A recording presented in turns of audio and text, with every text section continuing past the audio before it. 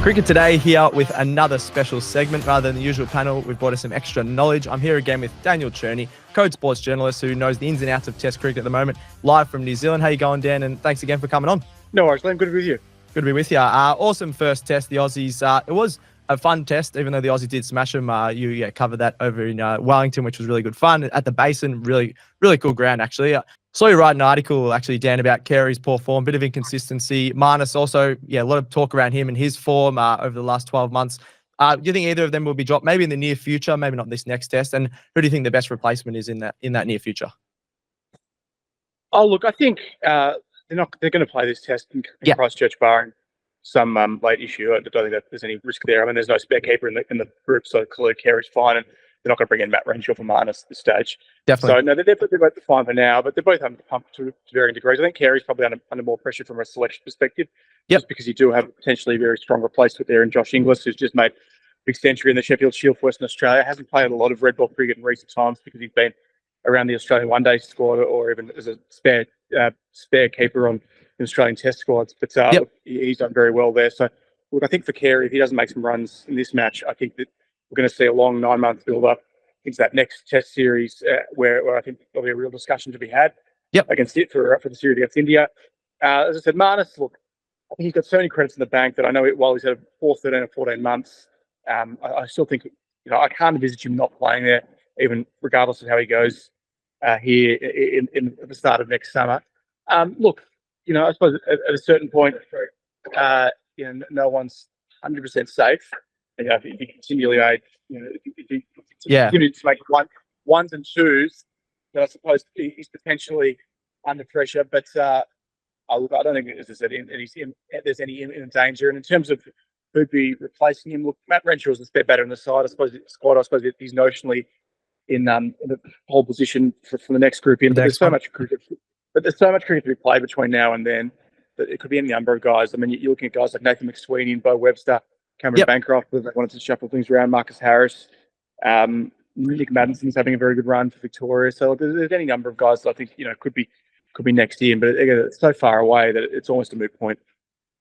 No, I think you make a very good point. They're obviously going to be in for this next test. Just such a big gap in between tests after this one, which will be really interesting and really good to follow along. Having a look at this next second test between Australia and New Zealand. New Zealand, a lot of talk about them clearly not reading the conditions too well. Didn't pick a frontline spinner. Do you think there'll be a fair few changes in their 11 for this upcoming second test? Well, we know for sure that Will O'Rourke's out after that hamstring injury, so he'll come out.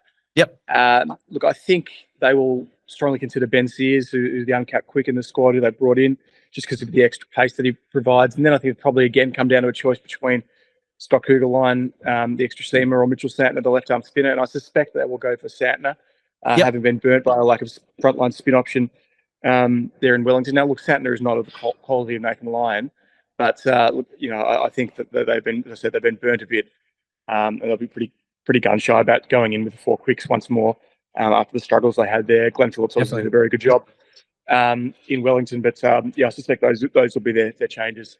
I think you're spot on there. Glenn Phillips actually did really well. Obviously got the fifer in the second innings, but they definitely would rather choose Santner, who's a bit more of a reliable spinning option for sure. Finish off with a bit of a fun one. I saw you write an article about Nathan Lyon's chances of catching possibly Shane Warne in the Test most wickets for Australia in Australian history. What do you think the chances of that? And do you reckon he could? Obviously, he said he would play till about 2027. I saw you write. Can he get that in the next 2 or 3 years, that little window above that iconic Shane Warne Test record? Yeah, look, he's 181 off, which is still a long way to go. But I suppose if Australia play, we've got about 35 tests roughly, depending on series length and whether they make the World Test Championship final. And obviously, that would rely on him playing consistently and staying fit. All of them, You'd think he would for the most part, but injuries do tend to happen as guys get older. And we know he had the calf complaint at Lords. But look, he's been pretty durable over the journey, but he's bowling as well as ever.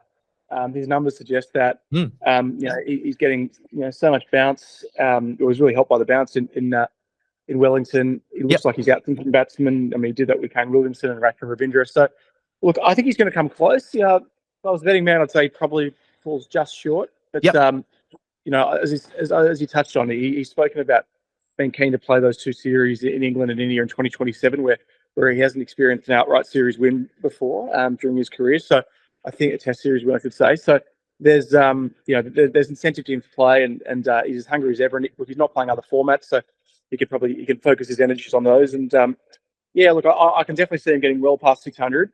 Yeah. And it'd probably just be the